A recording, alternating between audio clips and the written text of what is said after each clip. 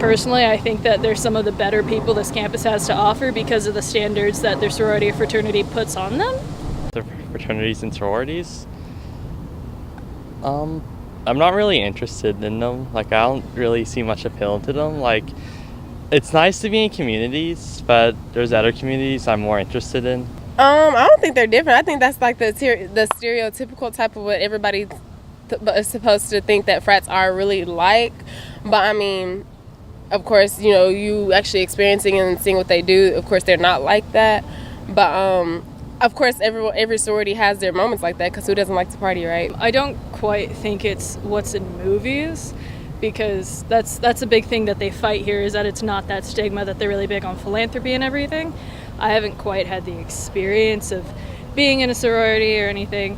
I think that the general opinion about them is that their wealth kind of makes so that they can't fit into like the rest of the student population nearly as well as a lot of students can. You know, that not obviously all of them, and I think it's particularly direct towards fraternities.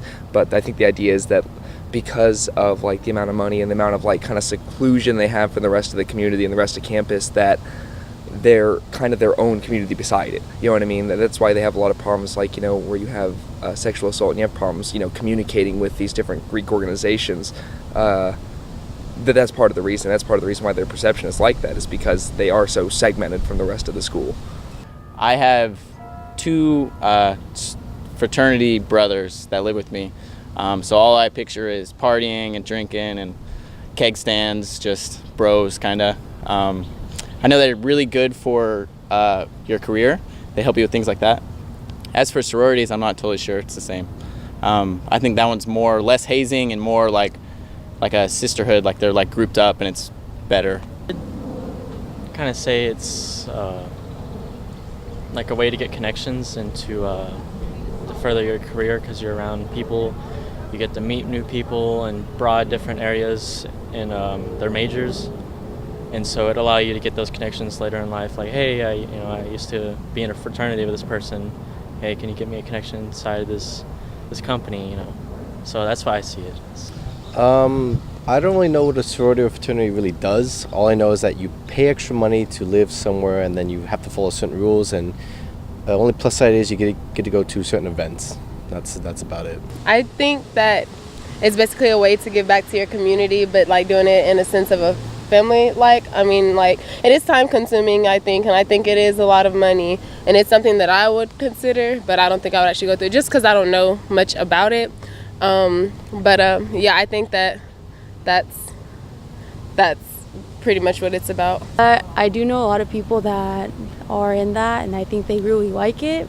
One of my friends said that some of them required like stupid things, like they couldn't drink out of a red cup because that looked ratchet or something. But other than that, I haven't heard much. I think that the media plays somewhat of a part in like propagating that idea, but I think that in all honesty, a lot of that is just fraternities themselves and sororities as well, to some extent, having these kinds of policies and not changing, that leads to them having this kind of image. You know, I went to SMU, Southern Methodist University, for 2 years, which had about an 85% Greek participation rate, and you know, the rules for the example where sororities can't have alcohol on their premises, but fraternities can, you know, leading to sorority girls having to go to fraternities, as well as fraternities doing things where it's like, when I was at SMU, there was a thug party where they had like a big poster with the black guy on it wearing chains for an all-white, you know, Jewish fraternity. And I think that these kinds of like incidences, you know, when there's a lack of communication between both campuses and their fraternities and fraternity organizations like nationwide, is what leads to these kind of image problems, rather than like media or specific parts of society leading to that. They try to fight it so hard, and they succeed, and they're like, this is what we are instead. I think it's also part of the Greek Council goes out of their way to say, we don't do this, we don't do that. I think that also helps fight the stigmas. I know they do fundraisers, or like I always see them selling lemonade to try to raise money for some organization or another. So. Oh yeah, it's completely different. It's just stereotype, just like any other thing. Just trying to tell people how to act, how to look in a fraternity, but in reality it's completely different. I think what would be really important is to start a campaign for communication both between chapters and between the schools and their chapters, to try to make it so that there's a large amount of transparency and communication between the two, because I think that's what's mostly important, is getting to where universities can basically talk to fraternities and try to find the best way for the fraternities to change, rather than the school trying to force that upon them, or the fraternities kind of like asking them to do something for them. You know what I mean? Yeah.